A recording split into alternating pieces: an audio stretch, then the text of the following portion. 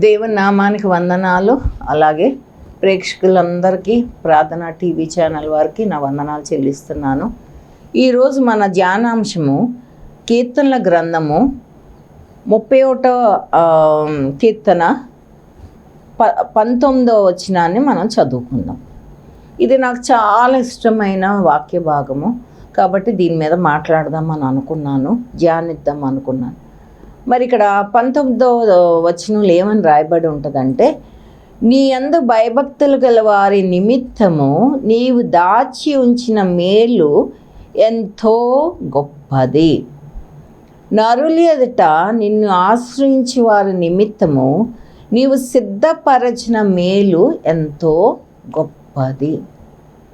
కాబట్టి ఇక్కడ ఈ వాక్యంలో మనం చూస్తున్నాము, దేవుడంట ఎంతో మేలు మన కొరకు దాచిపెట్టారంట. అలాగే ఎంతో మేలును మన కొరకు సిద్ధపరిచి ఉన్నారంట. అయితే ఆయన మనల్ని ప్రేమించే దేవుడు. ప్రతి ఉదయం కూడా మనల్ని నూతన వాత్సల్యంతో ప్రేమిస్తూ, మనం ఎంత ఆయనకి విధేయత చూపినా చూపించకపోయినా మన కొరకు సృష్టించిన దేవుడైన ఆయన మనల్ని ముదిం వరకు చంకన పెట్టుకుంటా అంటారు. ఎప్పుడు మనం ఆయన్ని పిలుస్తామా అని ఎదురు చూస్తూ ఉంటారు మన పరలోక తండ్రి. మరి ఎవరైతే ఆయన యందు భయభక్తులు కలిగి ఉంటారో, అలాగే ఎవరైతే నరుల ఎదుట ఆయన్ని ఆశ్రయిస్తారో వాళ్ళ కొరకంట ఆయన సిద్ధపరిచిన మేలు ఎంతో గొప్పదంట. మరి మనం ఆ మేళ్లను, దేవుడిచ్చిన ఆ మేళ్లను పొందుకోవాలి అంటే మరి మనం ఏం చేయాలి? ఇక్కడ ఎవరిని గురించి ఆయన చెప్తున్నారు ఈ వాక్యంలో? 2 రకాలైన మనుషుల గురించి రాయబడి ఉంది. ఎవరికి మేలు అందుతుంది అని అంటే, ఒక రకమైన మనుషులు ఎవరంటే ఆయన యందు భయభక్తులు గల వారి నిమిత్తము. ఇంకోటి ఎవరంటే నరుల ఎదుట, మరి మనుషుల ఎదుట దేవుణ్ణి ఆశ్రయిస్తున్నానని, దేవుణ్ణి ఆశ్రయించిన వారి నిమిత్తము ఆయన సిద్ధపరిచిన మేలు ఎంతో గొప్పదంట. కాబట్టి మనము ఆ మేళ్ళను పొందుకోవాలి అంటే మనం ఆలోచించుకోవాలి, మనం ఏ గుంపులో ఉన్నాం. మరి ఆయన భయభక్తులు కలిగిన గుంపులో ఉన్నామా? ఆయన ఆశ్రయించే గుంపులో ఉన్నామా? మరి గత వారం కూడా మనం సాక్ష్యం గురించి ఎలాగ మనం సాక్ష్యాలు చెప్తాము? ఎప్పుడైతే దేవుడు మన ప్రార్థనలు ఆలకించి జవాబిస్తారో అప్పుడు మనం సాక్ష్యం చెప్తాం. మరి మనం ఆయన యందు భయభక్తులు లేకుండా, ఆయన్ని ఆశ్రయించకుండా మనుషుల్ని ఆశ్రయించి మరి అలా చేసినప్పుడు మనకి ఆ మేలు అనేది దొరకదు. ఎందుకంటే మనుషుల కంటే ఆయన శాశ్వతమైన మేలుని చేయగలరు. ఆయనకు అసాధ్యమైనది ఏదీ లేదు. కోర్టులు కానీ పోలీసు వాళ్ళు కానీ ఎవ్వరూ కూడా చెయ్యలేని గొప్ప విడుదల, మేలు, శాశ్వతమైన మేలు. అది కొంతవరకు ఉండేది కాదు, నిత్యం ఉండే మేలుని, విడుదలని ఆయన మనకి ఇస్తారు అన్న గొప్ప విశ్వాసం మనం కలిగి ఉండాలి. అయితే ఇక్కడ ముందుగా మనము ఆయన యందు భయభక్తులు ఎలా నిలపాలి? మరి దేవుని గ్రంథంలో రాయబడి ఉంటుంది కదా, ఆయన ఆలోచనలు మన పట్ల మేలు కొరకే కానీ హాని కొరకు కాదు అని ఉంటుంది. కాబట్టి ఆయన ఎప్పుడు మనకి మేలు చేయాలని, మనం సంతోషించాలని, విలాప వాక్యంలో ఆయన ఎన్నడూ ఎవరిని బాధించేవాడు కాదు. మనం దుఃఖపడాలని, అశాంతిలో ఉండాలని ఆయన కోరుకోడు. ఎప్పుడు మనం సంతోషంగా ఉంటూ, ఆయన్ని కీర్తిస్తూ, ఆయన్ని సన్నుతిస్తూ, ఆయనలో ఆనందించే వారంగా ఉండాలని కోరుకుంటారు. మరి భయభక్తులు ఎలా కలిగి ఉండాలని మనం ఆలోచించుకుని కొన్ని వాక్యాలు అన్ని దేవుని గ్రంథంలోనే రాయబడి ఉన్నాయి కాబట్టి అవి ధ్యానిద్దాం. అయితే ఇక్కడ ఫియర్ ఆఫ్ గాడ్ అని చెప్పేసి, భయభక్తులు అన్నది ఫియర్ ఆఫ్ గాడ్. అయితే కొంతమంది ఏంటంటే దేవుడు అంటే భయం అని చెప్పేసి అంటూ ఉంటారు. అమ్మో, ఆయనకు ప్రార్థించాలంటే భయం, ఆయన సన్నిధిలో కూర్చోవాలంటే కొంతమందికి భయం. అది కాదు ఇక్కడ భయము భక్తి అంటే, అది కాదు. ఏంటి, ఆయన మహిమా ప్రభావం గల దేవుడని భయపడాలి. ఆయన సామాన్య మానవుడు కాదు, చాలా గొప్ప శక్తివంతుడైన ఆల్మైటీ గాడ్. ఆయనకి ఎన్నో నామాలు ఉన్నాయి, అన్ని నామముల కంటే పై నామం కల దేవుడు. కాబట్టి ఈజ్ అన్ ఆల్మైటీ గాడ్ అని భయపడాలి. కానీ అది దేవుని దగ్గరికి వెళ్తే మనకేదో మన పాపాలు బయటపడతాయని కొంతమంది చాలా భయపడతా ఉంటారు. ఆ భయం కాదు. కాబట్టి లిటరల్లీ అది కాదు, కానీ ఆయన యొక్క మహిమా ప్రభావం గల దేవుడని మనం నమ్మాలి. తర్వాత ఇక్కడ ఆయన యొక్క మహిమను, ఆయన యొక్క గొప్ప దైవికమైన కార్యాలని మనం గ్రహించాలి.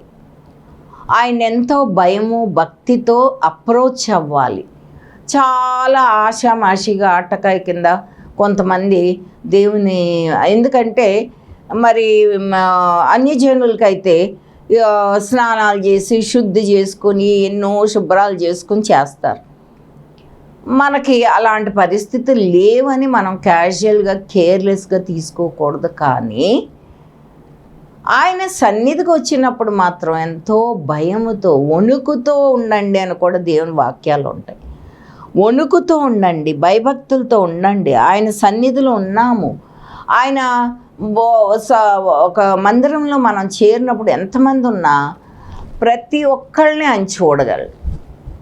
అంతమందిలో మనం ఎక్కడ కనబడతాంలే, పాస్టర్ గారికి కనబడకపోవచ్చు, కానీ మనం దేవునికి కనబడతా ఉంటాం. కాబట్టి మనం ఆయన సన్నిధికి వచ్చినప్పుడు ఎంతో భయంతో భక్తితో గౌరవంతో ఆయన సన్నిధిని మనం సమీపించాలి అని చెప్పేసి మనం జ్ఞాపకం ఉంచుకోవాలి. అలాంటి బిడ్డల్ని దేవుడు ప్రేమించి ఇదిగో వాళ్ళ కొరకు దాచి ఉంచిన మేలు గొప్పది అని చెప్తున్నారు. కీర్తన 56 3, 4 మనం చదువుకుందాం. నాకు భయము సంభవించి దినంన నిన్ను ఆశ్రయించుచున్నాను. దేవుని బట్టి నేను ఆయన వాక్యంను కీర్తించదను. దేవుని అందు నమ్మిక ఉంచి ఉన్నాను, నేను భయపడు. కాబట్టి భయం అనేది అది ఏంటంటే, మనము ఆయన వాక్యాన్ని గురించి ఆయన సన్నిధిలో ఉన్నప్పుడు మనం నమ్మకంతో భయంతో ఆయన సన్నిధిలో మనం ఉండాలి. అదే వాక్యంలో ఉంటుంది, శరీరదారులు నన్నేమి చేయగలరు. మనం దేవుని సన్నిధిలో ఉండి దేవునిలో ఉంటే మనకి ఏ భయము ఉండదు. మనుషులు ఎవ్వరూ, శత్రువు మన మీద మనల్ని తాకడానికి వీల్లేదు. ఎవ్వరు ఏమి మనల్ని, నరులు ఎవ్వరు ఏమీ చేయగలరు. ఎందుకంటే మనకంత శక్తిగల దేవుడు మన పక్షంగా ఉన్నాడు. కాబట్టి ఆయనకి సర్వ శక్తిగల దేవుడు. ఈ మనుషుల జీవితాల మీద, అలాగే నేచర్ మీద, అన్నిటి మీద కూడా ఆయనకు అధికారం ఉంది. కాబట్టి ఆయన చేయలేదంటూ ఏది లేదు. మరి సామెతల గ్రంథం 9-10 చూద్దాం. దాంట్లో ఏమని రాయబడి ఉంటుందంటే, 9వ అధ్యాయము 10వ వచనం, యెహోవా యందు భయభక్తులు కలిగి ఉండుట జ్ఞానమునకు మూలము, పరిశుద్ధ దేవుని గూర్చిన తెలివియే వివేచనకు ఆధారము. కాబట్టి యెహోవా యందు భయభక్తులు కలిగి ఉండుటయే జ్ఞానమునకు మూలము. మనం అనుకుంటాము ఈ వరల్డ్లీ నాలెడ్జ్ లేదు, మనకు జ్ఞానం లేదు అనుకుంటాం. నేను కూడా ఒకప్పుడు అడిగాను దేవుణ్ణి, అలా నాకు లోక జ్ఞానం లేదు ప్రభువా, ఎలా బ్రతకను ఈ లోకంలో అని అన్నప్పుడు దేవుడు ఏం అక్కర్లేదు, నేనుంటాను నీతో, నేను నిన్ను నడిపిస్తాను, నీకేం అక్కర్లేదు ఆ లోక జ్ఞానం అన్న. కాబట్టి ఇక్కడ ఆ జ్ఞానం అనేది ఎవరిస్తారు? మన పరిశుద్ధ దేవుడే మనకి ఇక్కడ రాయబడిన చూసారు. పరిశుద్ధ దేవుని గూర్చిన తెలివియే వివేచనకు ఆధారం. మనం దేవుని గ్రంథం చదువుతూ దేవుని మీద ఆధారపడుతూ ఆయనకు ప్రార్థిస్తున్నప్పుడు ఆయనే మనల్ని గైడ్ చేస్తారు. ఆయనే మనకి ఆలోచన ఇస్తారంట. ఆయన కనుదృష్టి మన మీద ఉంచి ఆలోచన ఇచ్చే దేవుడు అంట. అందుకని ప్రతి ఉదయం ఆ ప్రార్థన చేసుకుంటాను, నేను దేవా నీ కనుదృష్టి నా మీద ఉంచి నాకు ఆలోచన ఈ రోజంతా ఎలా బ్రతకాలి, ఎలా జ్ఞానంగా ఉండాలని నీవే నాకు బోధించు అని చెప్పినప్పుడు దేవుడు తప్పకుండా మనకి ఆలోచన ఇస్తారు. మనల్ని ఆయన కుడి చేయి పట్టుకుని మంచి కాపరిగా నడిపించే దేవుడై ఉన్నాడు. తర్వాత అదే సామెతల గ్రంథము 1 సామెతలో 7లో ఉంది. ఏమని? యెహోవా యందు భయభక్తులు కలిగి ఉండుట తెలివికి మూలము, మూర్ఖులు జ్ఞానంను ఉపదేశంను తిరస్కరించదు. కాబట్టి మనకు జ్ఞానం ఎక్కడొస్తుంది? దేవుని వాక్యం చదవడం వల్ల. దేవుని వాక్యంలో ఎన్ని రాయబడి ఉన్నాయంటే మనం దేవుని వాక్యం చదివితే చాలు, మనం దేవుని యందు భయభక్తులు కలిగి ఈ లోకంలో బ్రతకడానికి దేవుడు మనకి తప్పకుండా సహాయం చేస్తారు. అలాగే సామెతల గ్రంథంలో ఎన్నో ఈ వాక్యాలు ఉన్నాయి. 10వ అధ్యాయము 27లో ఏమని ఉందంటే, యెహోవా యందు భయభక్తులు కలిగి ఉండుట దీర్ఘాయువునకు కారణము, భక్తిహీనుల ఆయుష్ తక్కువై పోవును. ఎందుకు తక్కువైపోతుందంటే వాళ్ళు జ్ఞానంతో బ్రతకలేకపోవడం వల్ల ఈ ఆటుపోట్లు, జీవితంలో ఆటుపోట్లను తట్టుకోలేరు. కానీ యెహోవా యందు భయభక్తులు కలిగి దేవుని గ్రంథాన్ని మనం చదువుకుంటే దేవుని గ్రంథంలో ఉన్న ఎన్నో విషయాలు మనకి సహాయం చేసి మరి ఆయన మనకి ఆయుష్ను, దీర్ఘాయుష్ను ఇవ్వగలరు, మనకి తోడై ఉండగలరు. మనం ఈ జీవితంలో భయం లేకుండా ముందుకి సాగి వెళ్ళగలము. ఇక్కడ మనకి ఇప్పుడు ఈ 3 వాక్యాల్లో మనం గమనించాల్సింది ఏంటంటే, నిజమైన జ్ఞానం అనేది, సరైన జ్ఞానం అనేది మనకి ఏ పుస్తకాలు చదవడం వల్ల రాదు, ఎక్కడ ఎన్ని డిగ్రీలు చదివినా రాదు. కానీ దేవుని వాక్యాన్ని బట్టి మనకి ఆ జ్ఞానం అనేది వస్తుంది. మనం ఆయన యందు భయభక్తులు కలిగి ఆయన వాక్యాన్ని చదువుతూ, ఆయన వాక్య ప్రకారం నడుచుకుంటూ, ఆయన ఆజ్ఞలను గైకుంటూ, ఆయన వాక్య ప్రకారం మనం నడుచుకుంటే మనము ఏ ఇబ్బందులు లేకుండా సరైన మార్గంలో దేవుడు మనల్ని నడిపించి ఆశీర్వదించి మనకు ఆ జ్ఞానాన్ని ఇస్తారు. అది శ్రేష్టమైన జ్ఞానం. మానవ జ్ఞానం, దేవుని జ్ఞానము మానవ జ్ఞానానికి మించిందంట. ఏ ఇంటర్నెట్, ఏ మనుషుడు ఇంతవరకు చేయలేని విషయాలు మన పరలోక దేవుడు జరిగించారు అని మనం అర్థం చేసుకో.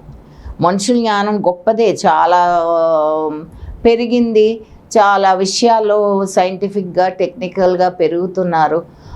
కానీ దేవుని జ్ఞానం ఎదుట ఇవేమీ కూడా పనికి రావు అని మనం గ్రహించాల్సి ఉంది. అలాగే 111వ దావీదు కీర్తనలో 10వ వచనంలో ఇలా ఉంది. ఏంటంటే, యెహోవా యందలి భయము జ్ఞానమునకు మూలము, ఆయన శాసనములను అనుసరించి వారందరూ మంచి వివేకము కలవారు. కాబట్టి మనకు వివేకము, మనకు జ్ఞానం ఎక్కడి నుంచి వస్తుంది, మనకు ఆలోచన ఎక్కడి నుంచి వస్తుంది? యెహోవా యందు భయభక్తులు కలిగి ఆయన గ్రంథాన్ని చదువుకుంటూ మనముంటే దేవుడు తప్పకుండా మనకి సహాయం చేస్తారు. అలాగే ఇంకో వాక్యం చూసుకుందాం. ప్రసంగి 12వ అధ్యాయము 13వ వచనంలో ఇలాగ రాయబడింది. ఏంటంటే, ఇదంతా వినిన తర్వాత తేలిన ఫలితార్థం ఇదే, దేవుని యందు భయభక్తులు కలిగి ఉండి ఆయన కట్టడలను అనుసరించి నడుచుచుండవలెను, మానవ కోటికి ఇదియే విధి. కాబట్టి ఒక విధిని ఇక్కడ ఎవరు చెప్తున్నారు ఈ మాటలో? జ్ఞాని అయిన సొలొమోను రాజు, చాలా జ్ఞానం గలవాడు. ఆయన ప్రసంగి గ్రంథం రాసి ఆ చివర్లో ఇది రాస్తున్నాడు. ఏమని? దేవుని యందు భయభక్తులు కలిగి ఉండి ఆయన కట్టడలను అనుసరించి నడుచుచుండవలెను, మానవ కోటికి ఇదే విధి అని. కాబట్టి ఆ విధిని మనం గమనించుకొని దేవుని యందు భయభక్తులు కలిగి నడుచుకుంటే తప్పకుండా దేవుడు మనకి తోడై ఉంటారు అన్న విషయాన్ని మనం గ్రహించాలి. అలాగే ఇక్కడ మనము ఏమి పాటించాలి? దేవుని యందు భయం కలిగి ఉండాలి. అలాగే మంచిగా ఆయనకి ఇష్టమైన విధంగా మనం బ్రతకాలి. ఆయన వాక్య ప్రకారం బ్రతకాలి. నిజమైన ట్రూ విజ్డమ్ అనేది ఎక్కడి నుంచి వస్తుందంటే మనకి దేవుని వాక్యం ద్వారా వస్తుంది అన్న విషయాన్ని మనం ఈ కొన్ని వచనాల ద్వారా మనం గ్రహించాం. ఇంకా కొన్ని వచనాలు చూద్దాం. మరి సామెతల గ్రంథము 14:27లో ఇలాగ రాయబడి ఉంది. ఏంటంటే, అట్టి వారి పిల్లలకు ఆశ్రయస్థానం కలదు, యెహోవాయందు భయభక్తులు కలిగి ఉండుట జీవపు ఓట, అది మరణ పాశంలో నుండి విడిపించును. కాబట్టి మనకు కానీ మన పిల్లలకి కానీ మన ఆశ్రయస్థానము దేవుడే. ఆయన యందు భయభక్తులు కలిగి ఉండాలి. ఆయనతో ఎక్కువ ప్రార్థనలో ఆయనతో ఒక పర్సనల్ సంబంధం కలిగి మనం ఉంటే మనకి కానీ మన బిడలకు కానీ ఆ కాపుదల ఉంటుంది. ఇక్కడ చూసారా ఏమంటున్నారు? జీవపు ఊట, దేవుని గ్రంథం, అది మరణ పాశంలో నుండి విడిపించును. మనల్ని మన బిడ్డల్ని అందరినీ కూడా దేవుని వాక్యం అనేది మరణ పాశంలోకి వెళ్ళకుండా అది మనల్ని విడిపిస్తుంది అన్న విషయాన్ని మనం గ్రహించాలి. తర్వాత కీర్తనల గ్రంథము 5వ కీర్తన 33:8లో కీర్తన 33:8, లోకులందరూ యెహోవా యందు భయభక్తులు నిలుపవలెను, భూలోక నివాసులందరూ ఆయనకు వెరవవలెను. ఇంకా ఓ చోట రాసి ఉంటుంది, వణుకుచు ఆయన సన్నిధిలో మనం ఉండాలంట. ఆయనకు వెరవవలెను, ఆయనకు భయపడవలను. అంతేగాని ఏదో చాలా క్యాజువల్గా ఆయన సన్నిధిలో మనం ఉండకూడదు అని చెప్పేసి దేవుని గ్రంథంలో రాయబడి ఉంది. అలాగే సామెతలు 19:23లో ఇలా రాయబడి ఉంది. చూద్దాము. యెహోవా యందు భయభక్తులు కలిగి ఉండుట జీవ సాధనము, అది కలిగిన వాడు తృప్తుడై అపాయం లేకుండా బ్రతుకును. కాబట్టి ఆయన యందు భయభక్తులు కలిగి ఉండడం వల్ల మనము అపాయంలోకి, కష్టాల్లోకి, నష్టాల్లోకి వెళ్ళకుండా, అపాయం లేకుండా మనం బ్రతుకుతాం, తృప్తిగా బ్రతుకుతాం, సంతోషంగా బ్రతుకుతాం. లోటు, యెహోవా నా కాపరి, నాకు లేమి కలగదు అని వాక్యంలో రాయబడి ఉంది కదా. ఏ లోటు మనకు ఉండదు ఎప్పుడైతే మనం ఆయన్ని మన కాపరిగా చేసుకొని ఆయన వాక్య ప్రకారం నడుచుకుంటామో. మనకి ఏ లేమి కలగకుండా ఇక్కడ రాయబడినట్టు తృప్తుడై అపాయం లేకుండా బ్రతుకును అని రాయబడు. అలాగే మలాకి గ్రంథము 3:16లో ఇలా రాయబడి ఉంది. ఏంటంటే, అప్పుడు యెహోవా యందు భయభక్తులు గలవారు ఒకరితో ఒకరు మాట్లాడుకొనుచుండగా యెహోవా చెవియొగ్గి ఆలకించెను. కాబట్టి మనం ఎప్పుడన్నా దేవుని కొరకు, ప్రార్థన కొరకు మనం కూడుకున్నప్పుడు మన మాటలు మన హృదయ ధ్యానాలు ఆయనకు అంగీకారమై ఉండినట్లుగా మాట్లాడుకోవాలి. ఎందుకంటే దేవుడు మన సంభాషణని ఆలకిస్తూ ఉంటారు. మనం ఏం మాట్లాడుతున్నామని వింటారు. చూడండి. మరియు యెహోవా యందు భయభక్తులు కలిగి ఆయన నామంని స్మరించుచు ఉండు వారికి జ్ఞాపకార్థము ఒక గ్రంథము ఆయన సమ్ముఖమందు రాయబడెను. మనం చేసిన క్రియలు, మనం చేసిన నీతి పనులు అన్నీ కూడా ఒక గ్రంథంలో రాయబడి ఉంటాయి, మనం చేసిన తప్పులు కూడా. కాబట్టి ఇక్కడ రాయబడి ఉంది చూసారా, భయభక్తులు కలిగి ఉండాలి. లేకపోతే ఆ జ్ఞాపకార్థ గ్రంథంలో అన్నీ కూడా రాయబడి ఉంటాయి అన్న భయము మనము కలిగి ఉండాలి. అలాగే కీర్తనల గ్రంథము 147వ కీర్తన 11వ అధ్యాయంలో ఇలా రాయబడి ఉంది. తన యందు భయభక్తులు గల వారి యందు, తన కృప కొరకు కనిపెట్టు వారి యందు యెహోవా ఆనందించువాడై ఉన్నాడు. చూసారా, మనం ఆయన యందు భయభక్తులు కలిగి ఆయన కృప కొరకు కనిపెట్టుతూ ఏదో మనం చాలా జ్ఞానులము, మనమే చేసుకోగలము, మనకి ఎవరి లేకపోతే మనుషుల్ని ఆశ్రయిస్తాం. మనుషుల్ని నమ్ముకుని కంటే యెహోవాని నమ్ముకుంటే మేలు కదా. కాబట్టి మనుషుల్ని ఆశ్రయించి తర్వాత మన జ్ఞానం మీద మనం ఆధారపడితే ఎన్నో ఇబ్బందులు పడతాం. కానీ యెహోవా యందు ఆయన కృప కొరకు కనిపెట్టుకుంటే ఆయన ఆనందించువాడే ఉన్నాడు. మన పరలోక తండ్రి చాలా సంతోషపడతారు. అబ్బా, వీళ్ళు నా మీద ఆధారపడుతున్నారు, మరి నేనే వీళ్ళని చూసుకోవాలి, నేనే వీళ్ళని గైడ్ చేయాలి, నేనే వీళ్ళకి ఆలోచన ఇవ్వాలి అని ఆయన ఎదురు చూస్తూ ఉంటారు. ఎప్పుడు మనం భయభక్తులు కలిగి ఆయన కృప కొరకు ఎదురు చూస్తూ ఉంటే ఆయన మనకు అలాగా సహాయం చేస్తారు. అలాగే పాత నిబంధన గ్రంథం అయిన యెషయాలో ఇలాగ రాయబడి ఉంది. యెషయా 11:2-3 యెహోవా ఆత్మ జ్ఞాన వివేకములకు ఆధారమగు ఆత్మ, ఆలోచన బలములకు ఆధారమగు ఆత్మ. కాబట్టి ఆయన యందు భయభక్తులు పుట్టించు ఆత్మ అతని మీద నిలుచున్నదని యెహోవా యందు భయభక్తులు కలిగి అతనికి ఇంపైన సువాస కలిగి ఉంటే అది ఇంపైన సువాసనగా ఉండును అంట. కాబట్టి ఇలాగ మనము ఆయన యందు భయభక్తులు కలిగి ఉండాలి. అలాగే మరి ఆయన్ని ఎలా ఆశ్రయించాలి, రెండో భాగం.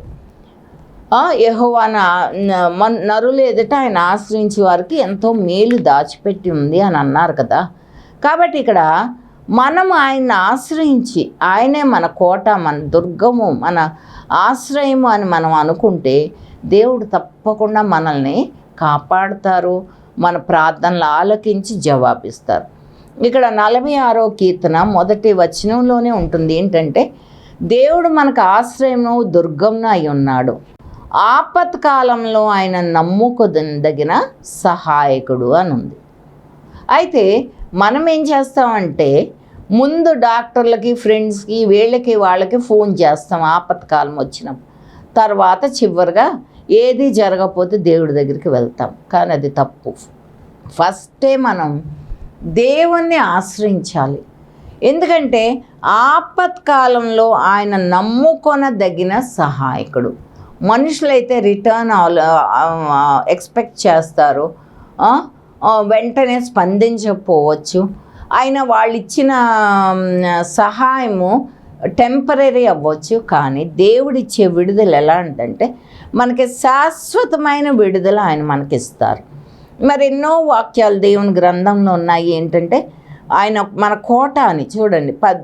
కీర్తనల గ్రంథం 18:2 యెహోవా నా శైలము, నా కోట, నన్ను రక్షించువాడు, నా కేడము, నా రక్షణ శృంగము, నా ఉన్నత దుర్గము, నా దేవుడు, నేను ఆశ్రయించి ఉన్న నా దుర్గము. మరి పాత రోజుల్లో మీకు చూస్తే తెలుస్తుంది ఆ దుర్గము, కోట, ఆ కేడము, రక్షణ శృంగము. మరి ఎన్ని మంచి మాటలు మనకి దేవుని గ్రంథంలో రాయబడి ఉన్నాయి. మనం ఆయన్ని ఆశ్రయించి ఆయనే మన కోట, మన ఆశ్రయం, మన దుర్గం అంటే ఆయన తప్పకుండా మనకి సహాయం చేసే దేవుడు. ఏ శత్రువు, ఏ తెగులు కూడా ఆ కంచి దాటి, ఆయన కోట దాటి లోపలికి రాదు అంట. మరి మీరు కోటలను అబ్జర్వ్ చేయండి, ఎలా ఉంటుందో చుట్టూ వాటి గోడ, అది దాటి మనల్ని తాకదు అన్న గొప్ప విశ్వాసాన్ని మనం కలిగి ఉండాలి. తర్వాత నాహూం గ్రంథంలో 1వ వచనము 1వ అధ్యాయము 7లో ఏమని ఉంటుందంటే, యెహోవా ఉత్తముడు, శ్రమ దినమందు ఆయన ఆశ్రయ దుర్గము, తన యందు నమ్మిక ఉంచు వారిని ఆయన ఎరుగును. ఆయనకు తెలుసు ఎవరెవరు ఆయన మీద ఆశ్రయిస్తున్నారు, ఎవరెవరు ఆయన మీద డిపెండ్ అవుతున్నారు అన్నది ఆయనకు తెలుసు. కాబట్టి ఎవరైతే ఆయన్ని ఆశ్రయిస్తారో, ఎవరైతే ఆయన యందు మరి ఆ వాక్యం బట్టి భయభక్తులు కలిగి ఉంటారో వారిని ఆయన ఎప్పుడు కూడా వారి ప్రార్థన ఆలకిస్తారు, వాళ్ళని తప్పిస్తారు. ఇంకా ఏంటంటే ఏదైనా ఉగ్రత వచ్చినా, ఒక పరిస్థితి వచ్చినా ఆయన మనల్ని ఆయన దాగు చోటులో ఉంచుతారు. ఎలా దాచిపెడతారంటే కోడి తన రెక్కల క్రింద పిల్లల్ని దాచినట్టు ఆయన మనల్ని ఆయన దాగు చోట్లో దాచిపెట్టి ఆ ఉగ్రత నుండి, ఆ పరిస్థితి నుంచి మనల్ని తప్పించే దేవుడై ఉన్నారు. ఇలాంటి అనుభవాలు నేను ఎన్నో చూశాను. ఒకటే అడుగుతా, ప్రభువా ఈ పరిస్థితి వచ్చింది, నీ దాగు చోట్లో నన్ను దాచిపెట్టు, నేనైతే ఏమీ చేయలేను అని చెప్పేసి దేవుణ్ణి అడిగినప్పుడు ఎన్నోసార్లు దేవుడు జవాబిచ్చారు. మరి అలాగే 59వ కీర్తన 16లో ఇలా రాయబడి ఉంది. మరి నీవు నాకు ఎత్తైన కోటగా ఉన్నావు, ఆపద్దినమున నాకు ఆశ్రయంగా ఉన్నావు, నీ బలంను నీ శక్తిని కీర్తించెదను. నిజమే, మనం ఆయన శక్తిని, ఆయన బలాన్ని కీర్తించాలి. ఆయన మహా ఎత్తైన కోటగా ఉన్నారంట మన పట్ల. అలాగే 31వ దావీదు కీర్తన 1లో రాయబడి ఉంది ఏంటంటే, యెహోవాని శరణ్జొచ్చి ఉన్నాను, నన్నెన్నడూ సిగ్గుపడనీయకము, నీ నీతిని బట్టి నన్ను రక్షించు.